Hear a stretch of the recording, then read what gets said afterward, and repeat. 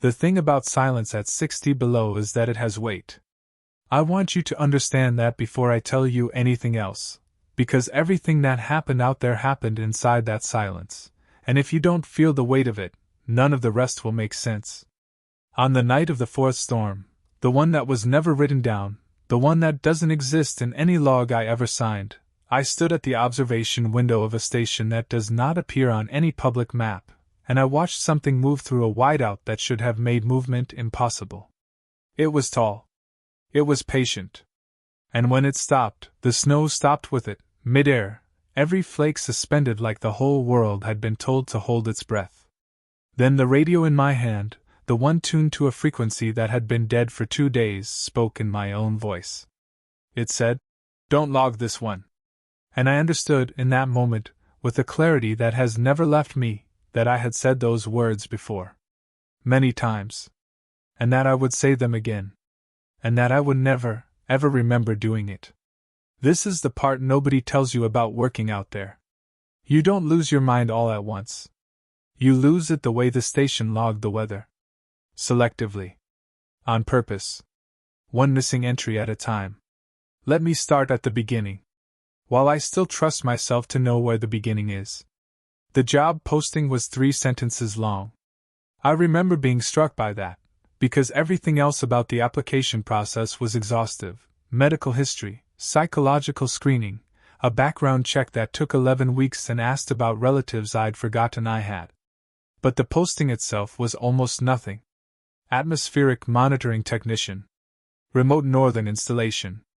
6-month rotation, fully provisioned, no external contact. No external contact. I underlined that part when I printed it out. I think I told myself it sounded peaceful. I was 34.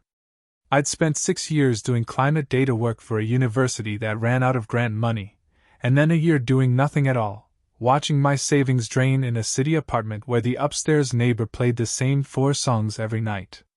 When the offer letter came, the salary was high enough that I laughed out loud in my empty kitchen. Then I read the contract twice and signed it before I could think too hard about why a weather station needed someone that badly. The flight north took most of a day. Commercial to Fairbanks, then a smaller plane, then a much smaller plane, and finally a snowcat that met me on a strip of cleared gravel where the pilot didn't even shut off his engine. He just helped me unload my 2 bags, nodded once, and was airborne again before the snowcat driver finished strapping my gear down. The driver's name was Pruitt. He was the first person from the station I met, and he barely spoke the whole 3-hour ride. When I tried to make conversation, asked how long he'd been out here, asked what the others were like, he answered in single words or didn't answer at all. Once, when I asked whether the weather got bad, he laughed. Not a friendly laugh. Just a short exhale through his nose, like I'd said something that wasn't a question at all. "You'll log it either way," he said. I didn't know what that meant. I figured it was station slang. I let it go. The station itself came up out of the dark like it had been waiting. I want to describe it carefully, because the building matters. It was low and long and the color of old bone, a single main structure with 2 wings and a cluster of antenna masts, and radar domes rising off the roof like growths. There were no windows on the approach side. Just a steel door under a single sodium light that turned the falling snow orange. Everything beyond that light was black, no horizon, no stars, no sense of how far the land went. Just black, and the sound of the wind, which out there does not howl. It hums. A low, even drone, like machinery in another room. Officially it was called Station 11 North. Nobody ever called it that. The people inside just called it the station, the way you'd say home if home was the only word you needed. Inside, the first thing that hit me was the light. Fluorescent. The long tubes, the kind that flicker at a frequency you can almost hear. Every hallway, every room, the same flat white light that doesn't cast shadows so much as flatten them. There were no warm lamps anywhere. I learned later this was deliberate, something about maintaining circadian regularity through the polar night, when the sun doesn't rise for weeks. But the effect, walking in for the first time, was that the place felt less like a building and more like the inside of an appliance. Humming. Cold. Always on. The station manager met me in the corridor. Her name was Halloran. 60s, maybe, with the kind of face that had stopped expressing things a long time ago. She shook my hand with a grip like dry rope and walked me through the orientation in a voice that never changed pitch. The rules were simple. There were 8 of us, including me. 12-hour shifts, rotating. The work was monitoring temperature, barometric pressure, wind, precipitation, and the long-range radar that swept the sky in a slow green circle. We logged everything. We relayed the logs twice a day to a regional office I never saw and never spoke to directly. We maintained the equipment. We did not go outside during storms. We did not go outside alone, ever. And we slept when we were told to sleep. The dark gets people, Halloran said. The schedule keeps you alive. Follow it. I asked her what she meant by gets people. She looked at me for a moment too long. Then she said, it rearranges things. You'll see. I thought she meant the psychology of it. The isolation. The way I'd heard polar workers sometimes came back changed. I nodded like I understood.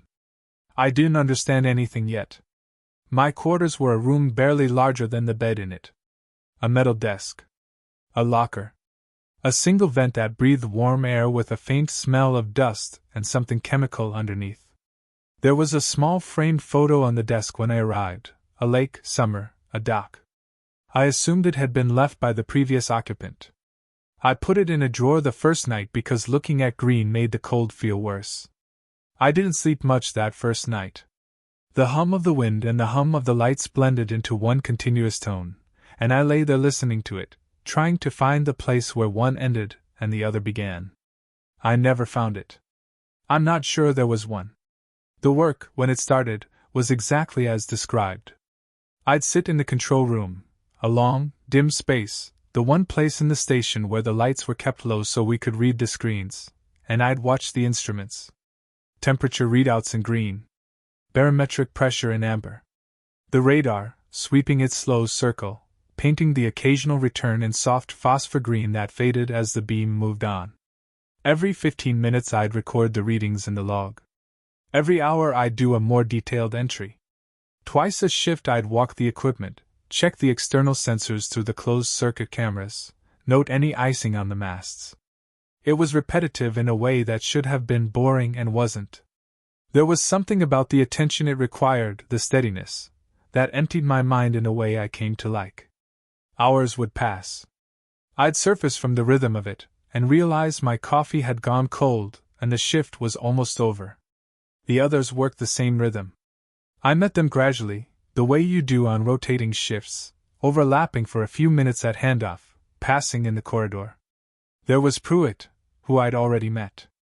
A wiry, quiet man named Sasaki who ran the equipment maintenance and seemed to genuinely love the machinery, talking to it under his breath while he worked.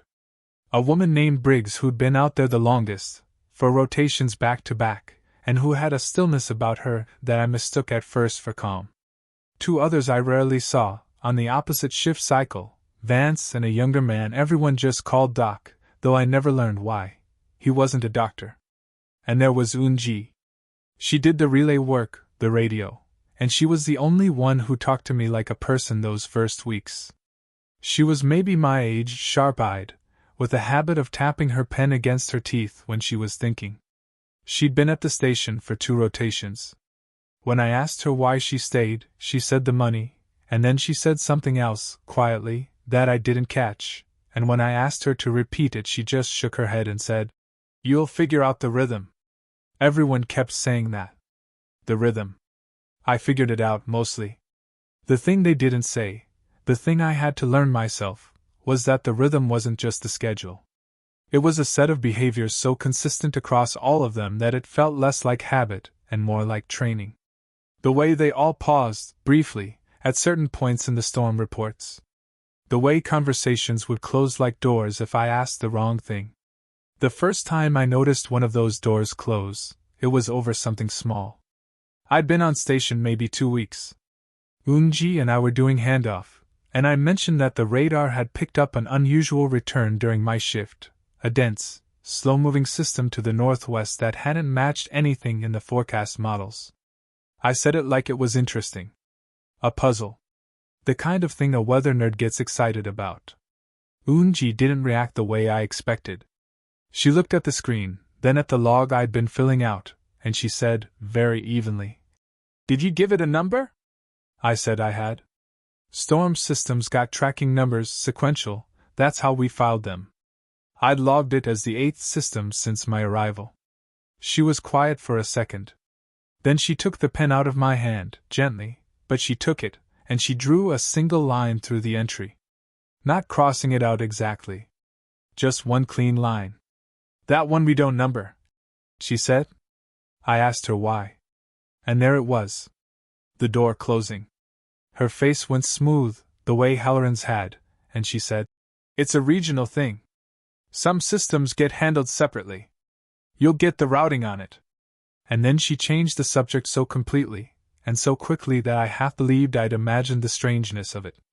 But that night, lying in my too small bed listening to the wind hum, I kept seeing that single line through my entry. The way she'd drawn it. Like she'd done it 1,000 times. Like her hand knew the motion better than her face knew how to explain it. I told myself it was bureaucracy. Every institution has its quiet redundancies, its categories that don't quite make sense from the inside. I'd worked in enough of them to know that. That's what I told myself. The systems we don't number. I had no idea yet how many of them there would be. The polar night came down slowly and then all at once. When I arrived there was still a kind of twilight at midday, a gray smear on the southern horizon that lasted a couple of hours, enough to remind you the sun existed. Then one day it didn't come. I checked the time twice. I went to the camera feeds, thinking the lenses had iced. But the cameras were clear. There was just nothing out there to see. The dark had closed over us completely, and it would stay closed for weeks. I'd read about polar night. I'd thought I understood it. I didn't. It's not like a long evening. It's a different state of being. Your body stops trusting time. You eat because the schedule says to, not because you're hungry. You sleep and wake with no sense of whether you've rested. The fluorescent light becomes your sun, and it's a sun that never moves, never warms, never sets, just hums, flat and white, over everything. It was in the second week of full dark that I started keeping my own log. Not the official one. A private one, in a paper notebook I'd brought for letters I was never going to send. I started it because I'd noticed something, and I wanted to be sure I wasn't imagining it. The official logs didn't match. Part of my work was filing the relay reports, and to do that I had to pull the running record, the master log of every system we'd tracked. And I'd noticed, more than once, that systems I distinctly remembered logging weren't in it. Not crossed out. Not flagged. Just gone, as if they'd never been entered, the sequential numbering closing seamlessly over the gaps so that you'd never know an entry was missing unless you'd been there for it. The slow northwest system Unji had unnumbered, that one I expected to be gone, and it was. But there were others. A pressure anomaly I'd tracked for 6 hours one shift, watching the barometer drop to a reading I'd never seen at sea level, let alone up there. Gone. A night where the radar had painted a return so dense, and so geometrically strange, almost a ring, a clean circle of precipitation with a hollow center, which is not a thing weather does, that I'd photographed the screen with the station camera.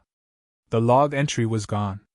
The photo, when I went to find it, wasn't in the archive either. So I started writing things down myself. Dates. Times. Readings. What the official log said the next day versus what I remembered entering. The gaps were not random.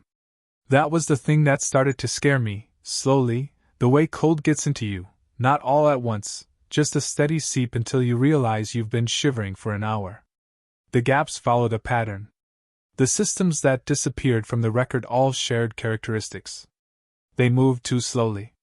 They held together too long, refusing to dissipate the way real storms do.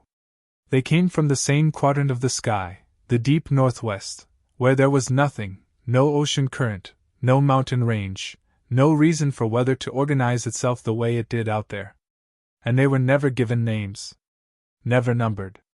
The crew called them, when they referred to them at all, the quiet ones. I learned that phrase by accident. I'd come into the control room early for a shift and Briggs and Sasaki were at the radar, and Sasaki said something low, and Briggs said, "Is it one of the quiet ones?" And Sasaki nodded, and they both stood there watching the screen with an expression I can only describe as attentive grief. Like people at a funeral they'd been to many times before. When they saw me, they stopped talking. Briggs logged off the terminal and left. Sasaki stayed, and after a moment he said, without looking at me, "When the quiet ones come, you don't log them. You don't relay them. You watch them, and you write what you see on the gray sheets, and you give the gray sheets to Halloran. That's all." The gray sheets. I'd seen them in a drawer in the control room, a stack of forms on gray paper, blank except for a header I'd never read closely. Different from our standard white log forms. I asked Sasaki what the gray sheets were for. He was quiet for a long time. He had his hands inside an open panel, doing something to the radar's signal processor, and he kept doing it while he thought. "You ever work a job," he finally said, "where the real work isn't the work they tell you the job is?" I said I didn't know. "You'll know," he said. "Watch the storms. Watch what they do. After a while you stop asking why we don't write it down. You start being glad we don't." That should have been the moment I started planning to leave. I want to be honest about that. I had a private log full of evidence that the station was deliberately erasing weather data, and a colleague had just told me, more or less directly, that we were monitoring something we were forbidden to record. Any sane person would have started counting the days to the supply rotation and the flight out. But two things kept me there. The first was the dark. I can't fully explain this to someone who hasn't lived in it, but the polar night does something to your sense of consequence. The world outside the station had become theoretical. The idea of leaving, of there being a somewhere else to go to, felt as abstract as the idea of going to the moon. The station was the only real place. Its rules were the only real rules. You don't flee a place you can't quite believe has an outside. The second was the curiosity. I'm a data person. I had spent my whole career trying to find patterns in noise, and here was a pattern that everyone around me could see and no one would name. I couldn't let it go. I started watching for the quiet ones the way the others did. And I started noticing the procedures. The procedures were where it got strange. When a quiet one approached, and you could tell, by the slow assembly of that impossible return in the northwest quadrant, the crew's behavior changed in ways that had nothing to do with weather. They covered the windows. There were only a few real windows in the station, in the observation room mostly, and during a quiet one someone would pull heavy insulated curtains across them and clip them shut. Not against the cold. The curtains stayed open in ordinary storms, when the cold was worse. They were only ever closed during the quiet ones. They turned off the external speakers. The station had a system that piped exterior audio into the control room, wind sensors, basically, microphones on the masts that let us hear conditions. During a quiet one, that system was muted. Always. The first time I reached to turn it on during one, out of pure habit, wanting to hear the wind, Unji caught my wrist before I touched the switch. She didn't say anything. She just shook her head, slowly, and held my wrist until I lowered my hand. And they paired up. During a quiet one, no one was alone. The schedule, which normally ran on solo shifts, doubled up. 2 people in the control room at all times. 2 people if you went anywhere in the station. I asked Unji why and she said, "So someone's always sure of what happened." I asked her what that meant and she said, "If you're alone and you forget, there's no one to tell you." And I said, "Forget what?" And she looked at me with something close to pity and said, "You'll see. Just, when it passes, if your partner says something happened, believe them. Even if you don't remember it. Especially then." That was the first time anyone said it out loud. The forgetting. I started paying attention to my own memory after that. And that's when I found the gaps in me. The first one I caught was small. I'd written in my private log, in my own handwriting, a detailed entry about a 4-hour stretch of a quiet one, the readings, what I'd seen on radar, a note that I'd heard a low pulsing sound through the structure of the building even with the speakers muted. I had no memory of writing it. None. The handwriting was mine. The pen was mine. The details were too specific to have been invented. But the act of writing it was simply not in my mind. There was a hole where it should have been, and the hole had no edges. I couldn't feel where the missing time started or stopped. It was as if those 4 hours had been lifted cleanly out, and the rest of the day stitched together over the seam. I started writing the time at the top of every entry, and then the time again at the bottom, so I could see how long they took. The entries during quiet ones never matched. An entry I timestamped as starting at 2 o'clock and ending at 2:15 would describe events that, by the readings, spanned hours. Time was going somewhere during the quiet ones. It was going somewhere and taking pieces of me with it. The radio was the worst. Unji ran the relay, but everyone learned the radio because in an emergency anyone might need it. There were the working frequencies, the regional office, the supply coordination, the weather net. And then there were the dead bands, frequencies that carried nothing but the wash of static you get from the aurora and the cold, and the empty sky. During the quiet ones, the dead bands stopped being dead. Not with voices. Not at first. It started as structure in the static, the random hiss developing a rhythm, a slow rise and fall, like breathing, like something vast inhaling on the other side of the noise. Unji had a habit, during a quiet one, of turning the radio to the dead bands and just listening, with one earphone pressed to her ear and the other dangling, her face perfectly still. When I asked her what she was listening for, she said, "To know how close it is." "How close what is?" She handed me the earphone. I want to be careful here, because this is the part where I most distrust my own memory, and I promised myself when I started telling this that I'd flag those places rather than pretend to a certainty I don't have. So, I put the earphone to my ear, and I heard the static, and inside the static I heard the slow breathing rhythm, and inside that, faint and far and folded into the noise like a voice heard through a wall in a dream, I heard my own name. Not spoken. Not clearly. But the shape of it. The rhythm of my own name, in my own cadence, the way I'd say it myself. I took the earphone off. Unji was watching me. "You heard it," she said. It wasn't a question. That was interference, I said. Crosstalk. Something bleeding from another channel. "Sure," she said. And she took the earphone back and pressed it to her ear and went back to listening, and I went back to my station, and I did not sleep that night, and the wind hummed and the lights hummed, and somewhere out in the dark a storm that we would never write down was breathing my name into a frequency that was supposed to be empty. That was the end of my pretending it was bureaucracy. There was a forecast for a system that couldn't exist. I need to explain how the forecasting worked, because the impossibility of it was technical and specific, and it's the kind of detail that mattered more to me, in the moment, than any of the stranger things. We received model data from the regional office, the standard atmospheric models that everyone uses, the ones that ingest global observations and project them forward. Our job was partly to ground truth those models, to see how reality diverged from prediction out there at the edge of everything. The models said clear. 3 days of high pressure, cold and still and clear, the kind of weather where the dark gets so absolute and so quiet that some people can't take it and have to be sedated. That was the forecast. Every model agreed. There was no moisture, no front, no mechanism for a storm. But the long-range radar started showing the assembly anyway. It began in the northwest, the way they all did, a region of return where the sky should have been empty. But this one built faster than any I'd seen. And it built wrong. I sat there over 3 shifts watching it organize on the screen, and I kept doing the thing I do, the data thing, trying to read the structure, and the structure didn't read. Storms have anatomy. They have leading edges and trailing edges, bands, a logic to how the energy moves through them. This had geometry. Concentric rings. A still center.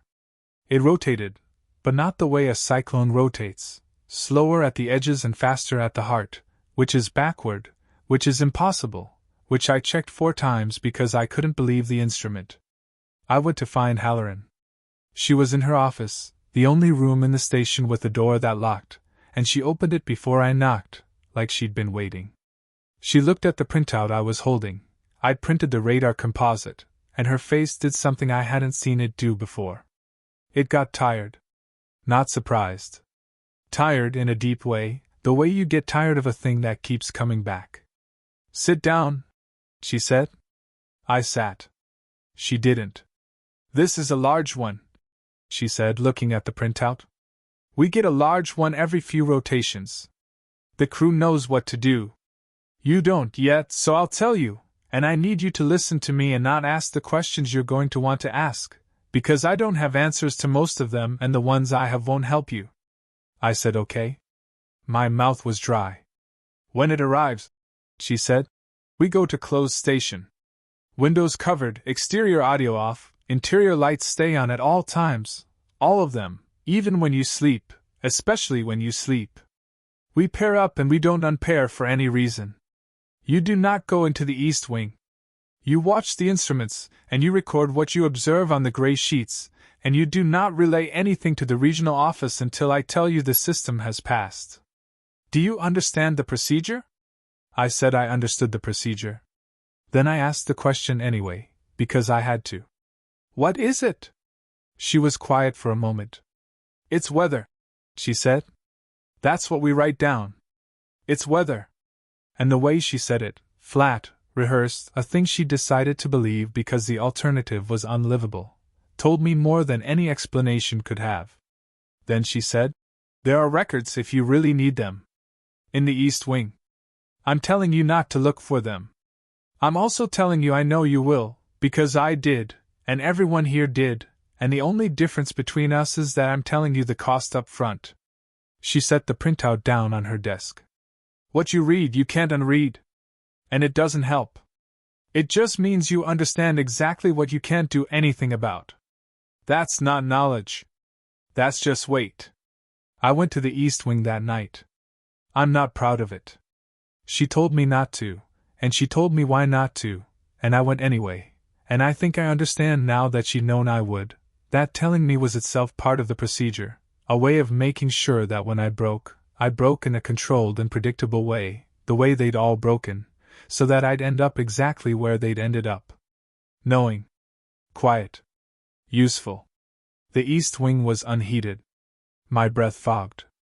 The fluorescent lights were on in there too, they were on everywhere, always. But half the tubes were dead, so the corridor stuttered between light and dark as I walked it.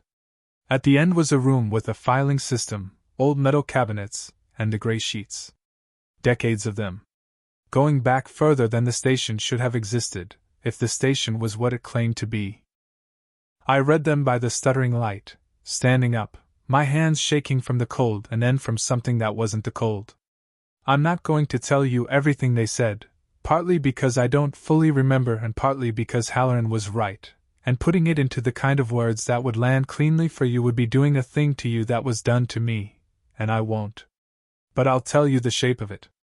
The station had never been built to monitor weather.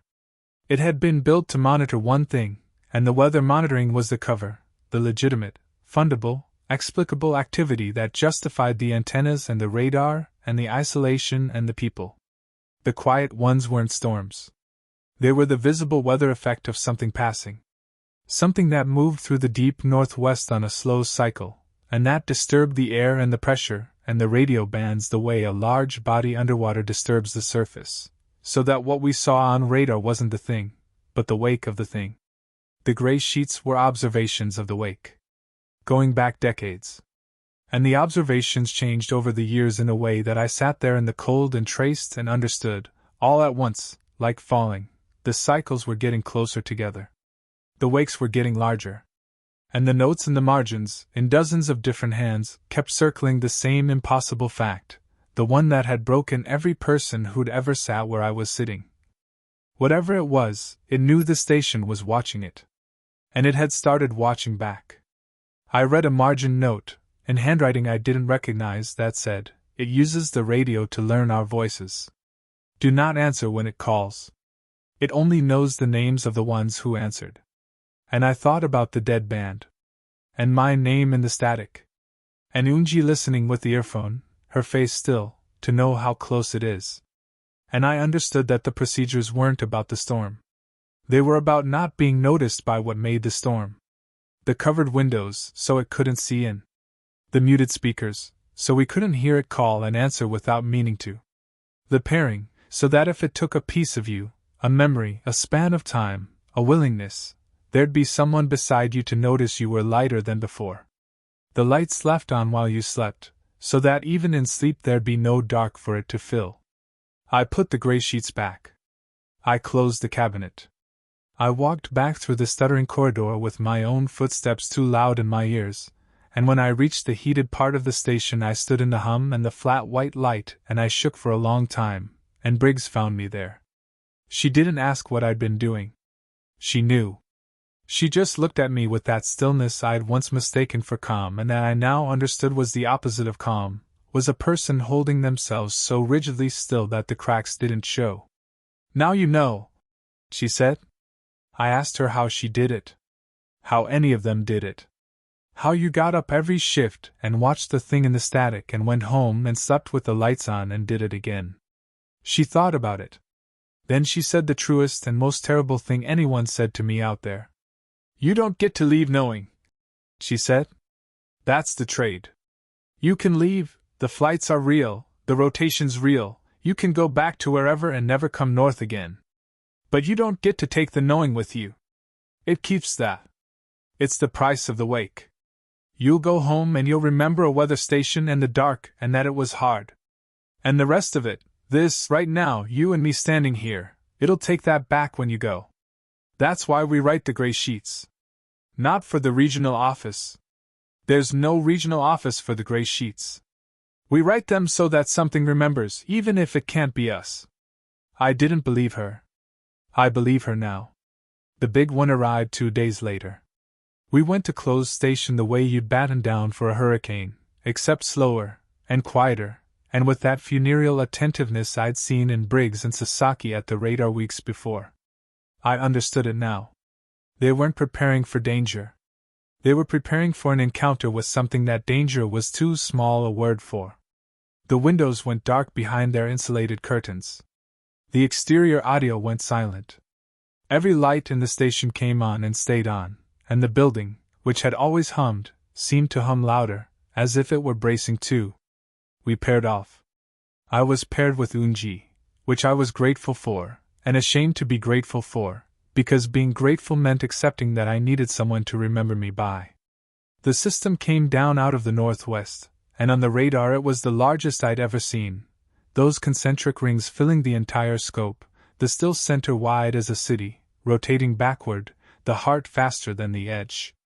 The barometer fell to a reading that the instrument wasn't built to display. It showed 3 digits where it should have shown 4, and then it just showed dashes, as if the pressure outside had left the realm the machine understood.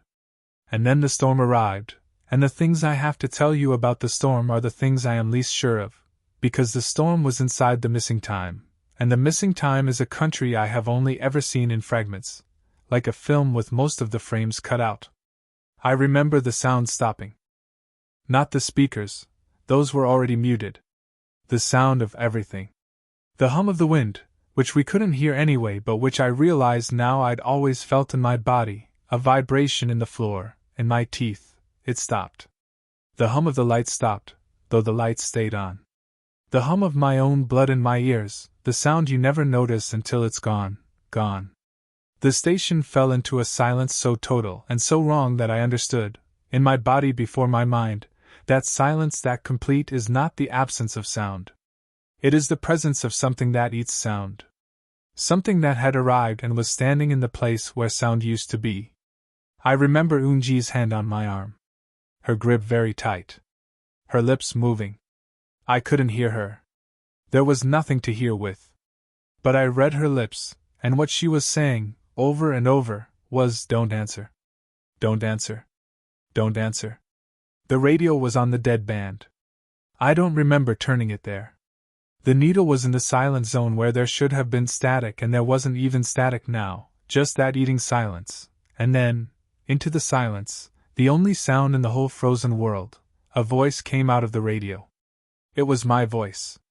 It was warm and familiar, and it sounded like me on a good day, me from before the dark, and it said my name, the way you'd say it to wake someone gently, and it said, "I'm so glad you came. It's been so long. Tell me what you saw out there. Tell me everything you wrote down. I just want to hear your voice. And here is the thing I have to live with." I wanted to answer. Not because I was tricked. I wasn't tricked.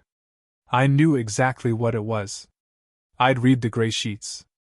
I knew that answering was how it learned you, how it found the door in. I knew all of that with perfect clarity, and I wanted to answer anyway, because the dark had been so long and the silence was so total and the voice was so kind and it was my own voice, and after weeks of the hum and the flat light and the funeral faces of people who'd already been hollowed out, someone, something, wanted to hear me. Wanted me. Was glad I came. That's how it gets you. Not with fear. With the thing the isolation has made you starve for. I had my mouth open. I had the word yes in my throat. And Unji put her hand over my mouth. She'd done it before. I knew, in the instant her cold palm pressed against my lips, that she had done this exact thing before, for someone else, in some other storm, and that someone had done it for her once, and that this small mercy, one hand over one mouth in a silence that ate the world, was the real procedure. The only one that mattered. The thing all the other procedures existed to make possible. Pairing up so that when the voice comes and you want to answer, there's a hand to stop you. I don't remember the rest. There are hours I will never get back.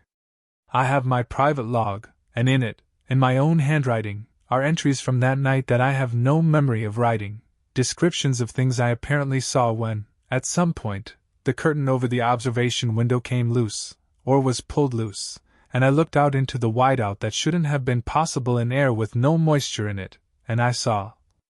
The entry says tall, patient. Snow stopped in the air around it. It did not move toward us.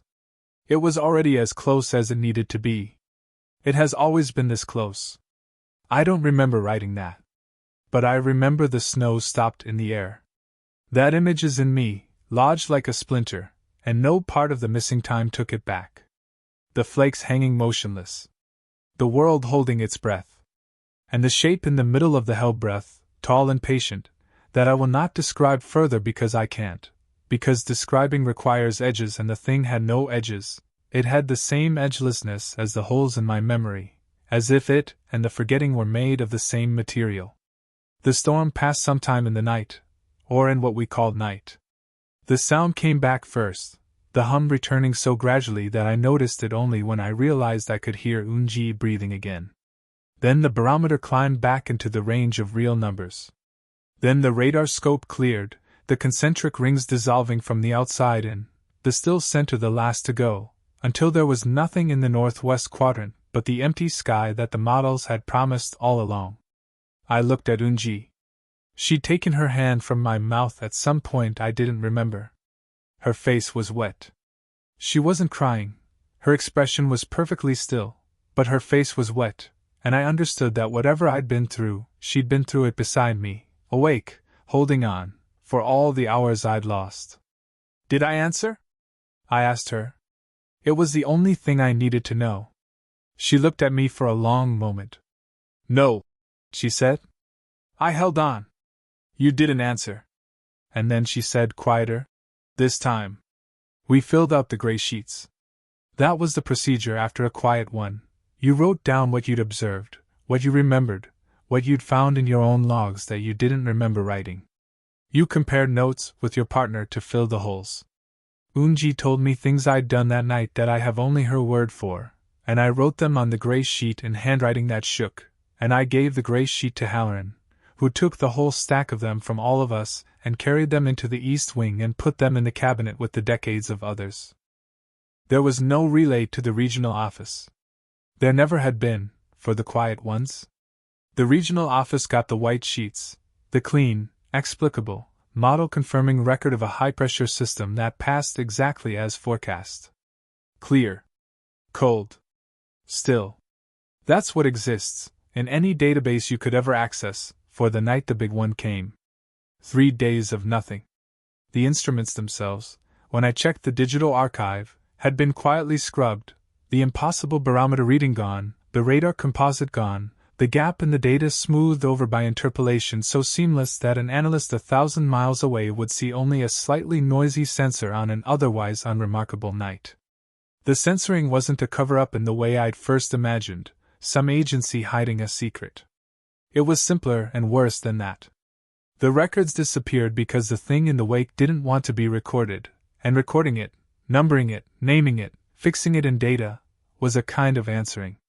A way of saying I see you loud enough that it would say I see you too. The gray sheets in the unheated east wing were the compromise. A record kept in the one place quiet enough, analog enough, forgotten enough, that the keeping of it didn't count as an answer. A way for something to remember, like Briggs said, even though it couldn't be us.